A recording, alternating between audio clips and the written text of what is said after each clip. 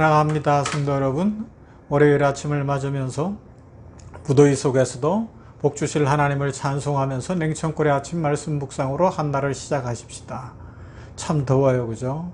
이 폭염이 일주일 이상 계속되니까 너무너무 힘든데, 잼버리 대회도 그렇고 또 우리 성도들의 삶에도 그렇고 이 땅에 하나님께서 은혜 주시고 긍휼 주시고 건강 지켜주시기를 간절히 소망하는 마음입니다. 말씀 볼까요? 야고보서 3장 9절에서 12절 말씀 보도록 합니다.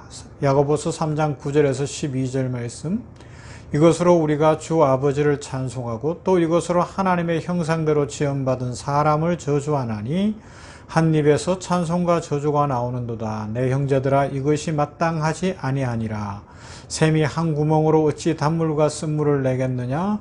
내 형제들아, 어찌 무화과 나무가 감난 열매를, 포도나무가 무화과를 맺겠느냐? 이와 같이 짠물이 단물을 내지 못하느니라.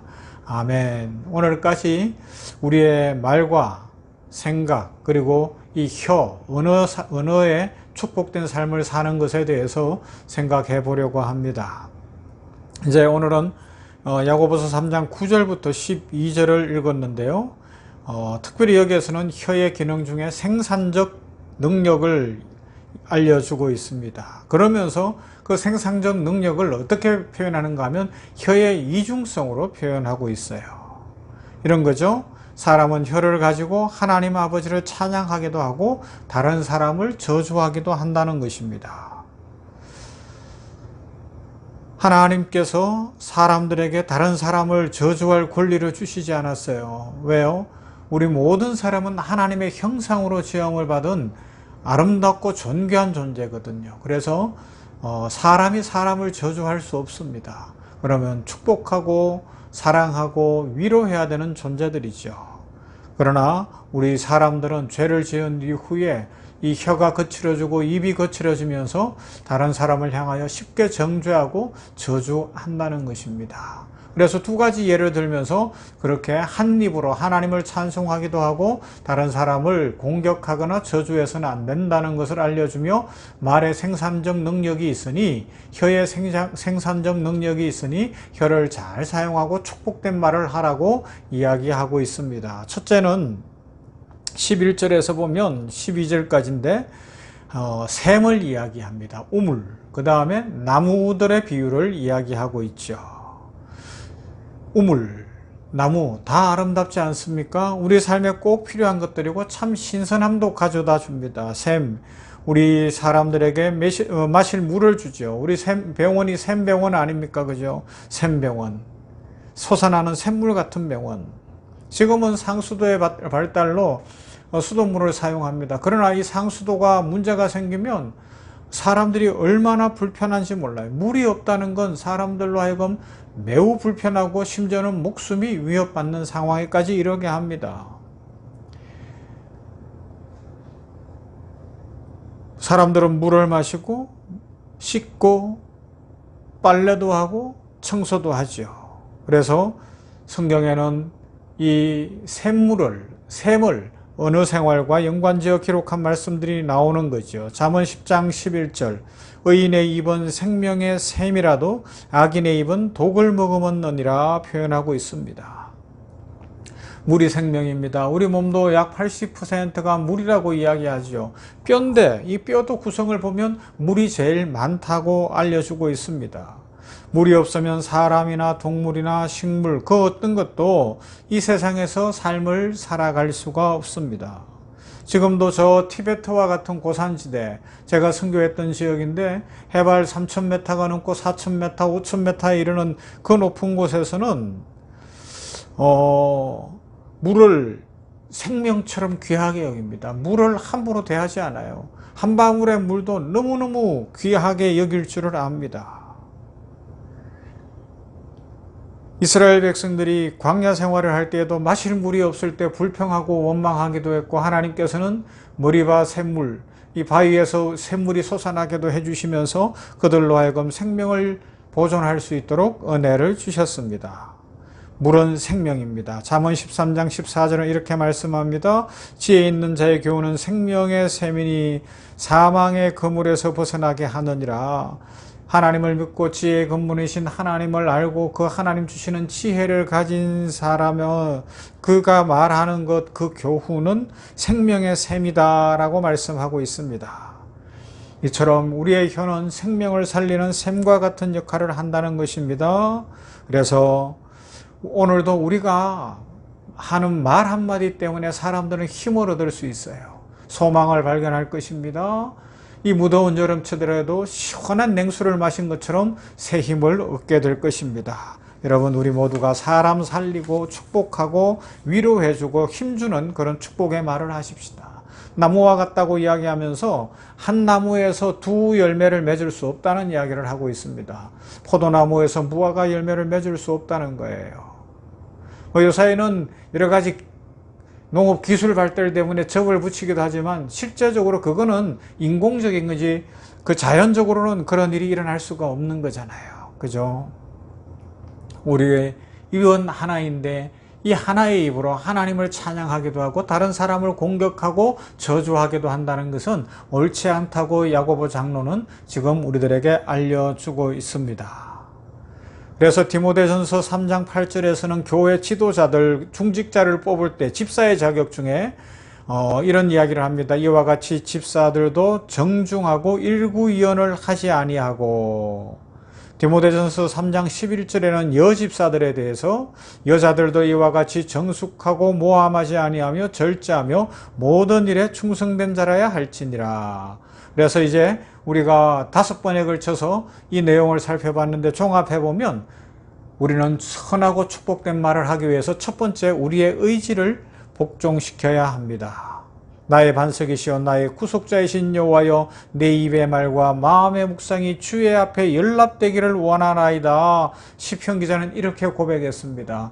주님 앞에 내 입의 말이 연락되기를 원합니다. 그러면서 하나님을 영화롭게 하는 말을 하기 위하여 의지를 복종시키는, 노력하고 수고하는 그것을 아끼지 않아야 할 것입니다. 두 번째, 우리는 우리 힘으로 다 할 수 없으니 성령의 도우심을 구해야 합니다. 성령의 지배를 받아야죠. 저는 우리가 지배하기 매우 어렵습니다.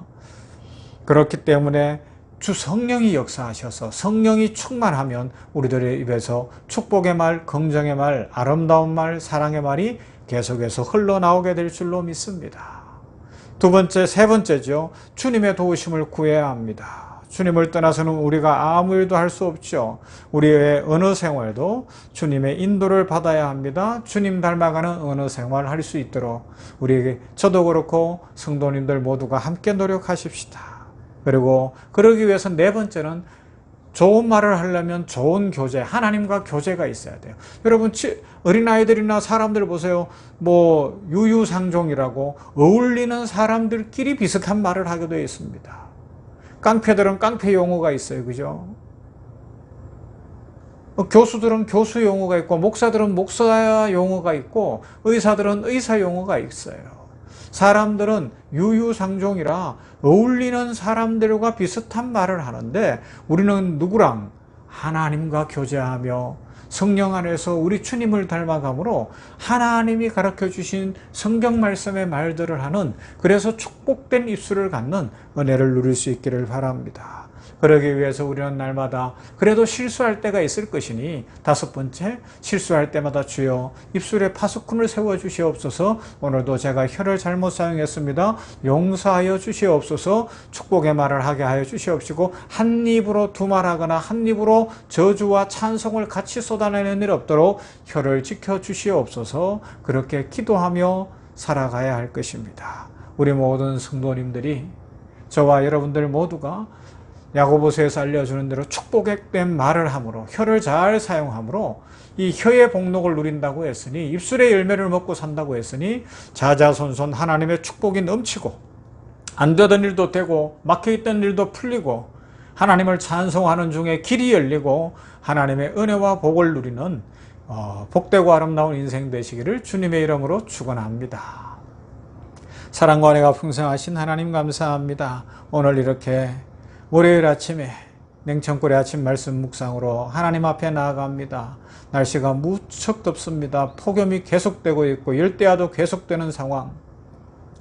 예년에 없었던 35도, 36도, 37도 그 이상 오르는 이런 폭염의 날씨입니다. 주여, 우리가 환경을 오염시키고 자연을 파괴한 죄를 회개하오니 용서하여 주시옵시고 이 땅에 긍휼을 베풀어 주시옵소서. 폭우가 오다가 폭염으로 이렇게 변덕스러운 이 날씨 속에 우리 죄인된 모습을 보고 우리들 겸손하게 하여 주시옵시고, 날씨를 주장하시는 하나님, 이스라엘 백성들에게 낮에는 구름 기둥을 보내신 하나님, 오늘도 우리 성도들 있는 곳에 또 이 땅에 잼브리 대회하는 곳에 구름 기둥을 보내주시어서 안전하게 하시고, 우리 특별히 잼브리 대회 온 세계 청소년들이 건강 잃지 않도록 도우시고 안전사고 없게 하여 주시옵시며, 우리 대한민국의 이름이 전 세계 열방에 잘 알려지고 청소년들 때부터 좋은 교류가 이루어지게 하여 주시옵소서. 하나님 간절히 구합니다. 오늘 우리 성도들을 기억해 주시고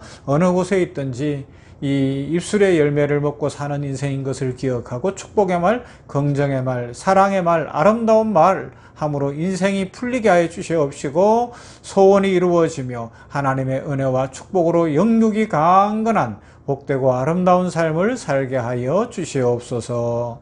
예수님 이름으로 기도하옵나이다. 아멘. 찬송할까요? 361장 기도하는 이 시간.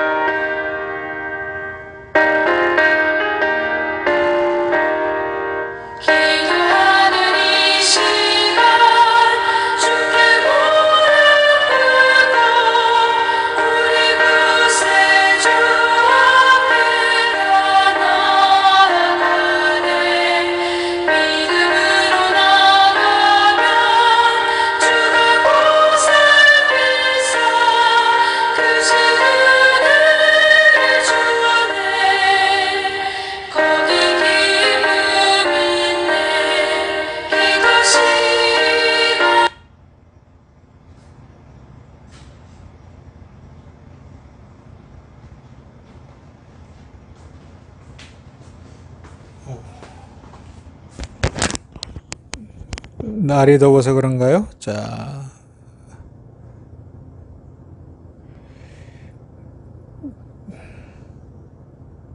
다시 한번 해보겠습니다.